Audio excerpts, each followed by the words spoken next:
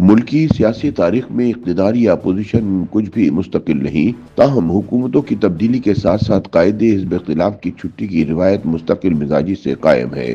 دلچسپ بات یہ ہے کہ قومی سیاست میں قائد حزب اختلاف کی تبدیلی کی روایت وزرائے اعظم کی برطرفی سے بھی زیادہ پرانی اور مضبوط ہے۔ ایوان کے اندر حکومتیں گرتی اور بنتی رہیں، مگر اس سے پہلے اپوزیشن کی قیادت اکثر بدلتی رہی۔ موجودہ قومی اسمبلی بھی اسی سیاسی تسلسل کا حصہ ہے، جہاں ایک بار پھر اپوزیشن لیڈر کی تبدیلی نے پاکستان کی پارلیمانی تاریخ کے اس کم زیر بحث مگر نہایت معنی خیز پہلو کو نمایاں کر دیا ہے۔ اس حوالے سے سینئر صحافی عباد الحق کی ایک رپورٹ کے مطابق ماضی میں قومی اسمبلی کی ایک ہی میعاد کے دوران وزرائے اعظم کی تبدیلی کے ساتھ اپوزیشن لیڈر بھی اکثر بدلتے رہے ہیں۔ موجودہ اسمبلی میں بھی یہی روایت برقرار رہی۔ جب محمود خان اچکزئی کو عمر ایوب کی جگہ قائد حزب اختلاف مقرر کیا گیا، کیونکہ عمر ایوب 9 مئی کے مقدمے میں سزا کے بعد قومی اسمبلی کی نشست سے نااہل ہو گئے۔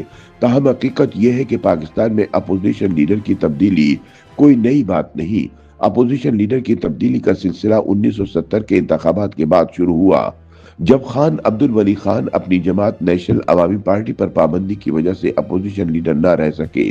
اس وقت قومی اسمبلی میں ذوالفقار علی بھٹو وزیر اعظم تھے، جبکہ ولی خان کے پاس اپوزیشن لیڈر کا عہدہ تھا۔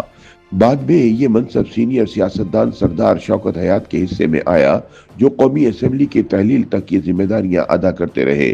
یہ روایت آگے بڑھتی رہی اور 1985 میں غیر جماعتی بنیادوں پر قائم ہونے والی قومی اسمبلی کو اس وقت کے فوجی صدر جنرل ضیاء الحق نے 58(2)B کے اختیار کے تحت تحلیل کر دیا۔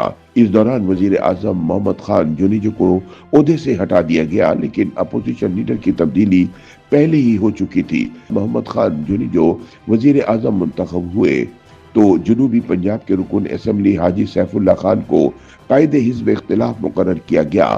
بعد ازاں جب اسپیکر قومی اسمبلی سید فخر امام کے خلاف عدم اعتماد کی تحریک کامیاب ہوئی تو سبکدوش ہونے والے اسپیکر سید فخر امام اپوزیشن لیڈر بن گئے۔ 1988 میں قائم ہونے والی قومی اسمبلی لگ بھگ 18 ماہ تک برقرار رہی۔ اس اسمبلی کے وزیر اعظم کو گھر جانا پڑا، لیکن اس سے پہلے اپوزیشن لیڈر کے عہدے پر تبدیلی رونما ہوئی۔ اپوزیشن لیڈر کا عہدہ غلام حیدر وائن کے حصے میں آیا۔ اسی دوران بے نظیر بھٹو حکومت کی مخالف جماعتوں کا COP کے نام سے پارلیمان کے اندر اتحاد بنا اور سابق وزیر اعلیٰ سندھ اور رکن قومی assembly Ghulam Mustafa Jatoi opposition leader بن گئے۔ بے نظیر بھٹو کی حکومت کی برطرفی کے بعد اپوزیشن لیڈر یعنی غلام مصطفیٰ جتوئی کو ہی نگران وزیر اعظم بنا دیا گیا۔ 1990 اور 1997 میں بے نظیر بھٹو اپوزیشن لیڈر رہی، جبکہ 1993 میں نواز شریف قائد حزب مخالف کے فرائض انجام دیتے رہے۔ 2002 میں قومی اسمبلی نے 3 وزرائے اعظم دیکھے، لیکن اپوزیشن لیڈر ایک ہی رہے۔ البتہ اپوزیشن لیڈر کی نامزدگی خاصی تاخیر سے ہوئی، تاہم جب میر ظفر اللہ خان جمالی نے جون 2004 میں وزیر اعظم کا عہدہ چھوڑا تو اس وقت تک اپوزیشن لیڈر کا منصب خالی تھا۔ پھر اس وقت کے اسپیکر قومی اسمبلی چودھری امیر حسین نے اگست 2004 میں متحدہ مجلس عمل MMA کے سیکرٹری جنرل مولانا فضل الرحمان کو اپوزیشن لیڈر نامزد کیا اور پارلیمان میں دوسرے سیاسی اتحاد ARD یا اتحاد بحالی جمہوریت کے نامزد رکن اسمبلی کو اپوزیشن لیڈر کے لیے نامزد نہیں کیا گیا۔ اس پر ARD میں شامل پاکستان پیپلز پارٹی اور پاکستان مسلم لیگ نون نے ARD کو اپوزیشن لیڈر کا عہدہ نہ دینے پر شدید احتجاج بھی کیا۔ اسپیکر قومی اسمبلی چودھری امیر حسین کا موقف تھا کہ MMA نے 2002 کے انتخابات MMA کے پلیٹ فارم سے لڑا، جبکہ ARD میں شامل جماعتیں اپنے نشان سے انتخابی مارکے میں اتری تھی۔ 2008 کے انتخابات میں PPP نے حکومت بنائی اور دوسری بڑی جماعت مسلم لیگ نون اس کی اتحادی تھی۔ اسی وجہ سے اپوزیشن لیڈر کا عہدہ سابق حکمران جماعت مسلم لیگ قاف کے پاس چلا گیا اور پرویز الہی قائد حزب اختلاف بن گئے۔ مسلم لیگ نون کا اعلیٰ عدلیہ کے ججوں کو بحال نہ کرنے پر پیپلز پارٹی سے اختلاف ہوا اور وہ حکومت چھوڑ کر اپوزیشن بینچز پر بیٹھ گئی۔ یوں اپوزیشن لیڈر تبدیل ہو گئے۔ مسلم لیگ قاف کے پرویز الہی کی جگہ نون لیگ کے چودھری نثار علی خان کو اپوزیشن لیڈر کا عہدہ مل گیا۔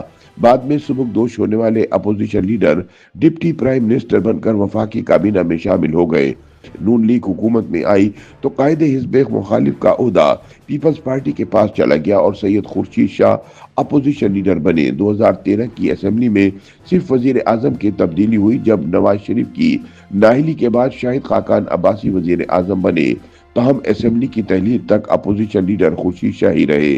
2018 के इंतखाबात के नतीजे में कायम होने वाली वाहिद कौमी असेंबली है जिसमें वजीर आजम और अपोजिशन लीडर दोनों ही तब्दील हुए।